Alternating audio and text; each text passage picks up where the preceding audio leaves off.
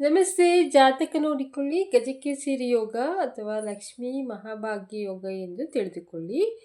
ಗಜಕೇಸರಿ ಯೋಗಕ್ಕೆ ಗುರುವು ಚಂದ್ರನಿಂದ ಕೇಂದ್ರದಲ್ಲಿ ಅಥವಾ ಒಟ್ಟಿಗೆ ಇದ್ದರೆ ಅದಕ್ಕೆ ಗಜಕೇಸರಿ ಯೋಗ ಎಂದು ಕರೀತೇವೆ. ಕೇಂದ್ರ ಅಂದರೆ ಒಂದನೇ ಮನೆ, 4ನೇ ಮನೆ, 7ನೇ ಮನೆ ಅಥವಾ 10ನೇ ಮನೆಯಲ್ಲಿ ಇರಬೇಕು. ಇದರಿಂದ ಉತ್ತಮವಾದ ಫಲ ಸಿಗುತ್ತದೆ. ಉತ್ತಮವಾದ ಅಂದರೆ ಕೀರ್ತಿ ಪಡೆಯುತ್ತಾರೆ. ಅದೃಷ್ಟವಂತರು, ಒಳ್ಳೆಯ ಗುಣ ಇರುತ್ತದೆ, ತೊಂದರೆ ಇರುವುದಿಲ್ಲ, ಉದಾರಿಗಳು ಆಗಿರುತ್ತಾರೆ.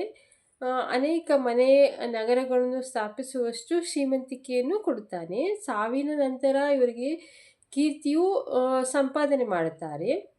ಮಹಾಭಾಗ್ಯ ಯೋಗ ಅಂದರೆ ರವಿ ಚಂದ್ರ ಲಗ್ನದಲ್ಲಿ ಬೆಸ ರಾಶಿಯಲ್ಲಿದ್ದು ಅಥವಾ ಲಗ್ನ ಚಂದ್ರ ರವಿ ಸಮರಾಶಿಯಲ್ಲಿದ್ದರೆ ಈ ಯೋಗ ಬರ್ತದೆ. ಇದರ ರಾಜರ ಸಮಾನ ಆಗಿರುತ್ತಾರೆ, ಸಂತೋಷವಾಗಿರುತ್ತಾರೆ, ಧಾರಾಳತನ ಇರುತ್ತದೆ, ಪ್ರೀತಿ ಮತ್ತು ಹಣ ಇವರಿಗೂ ಸಿಗುತ್ತದೆ.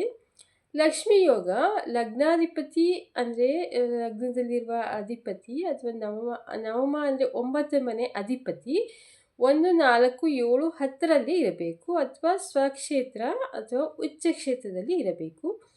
ಹೆಸರೇ ಹೇಳುವಂತೆ ಇದು ಭಾರಿ ಸಂಪತ್ತನ್ನು ನೀಡುತ್ತದೆ. ಅವರು ಸುಂದರವಾಗಿರುತ್ತಾರೆ, ಪ್ರಾಮಾಣಿಕರು, ಖ್ಯಾತಿ, ಸೌಭಾಗ್ಯವಂತರು ಆಗಿರುತ್ತಾರೆ.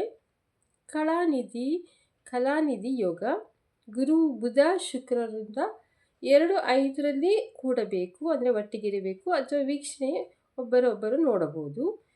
ಗುರು ಮತ್ತು ಬುಧ ಇಲ್ಲವೇ ಶುಕ್ರನ ಸ್ವಕ್ಷೇತ್ರದಲ್ಲಿ ಇರಬೇಕು. ಇವರಿಗೆ ಯಾವ ರೋಗ ಭಯವೂ ಇರುವುದಿಲ್ಲ, ಸಕಲ ಸೌಕರ್ಯದಿಂದ ಉತ್ತಮ ಜೀವನ ನಡೆಸುತ್ತಾರೆ.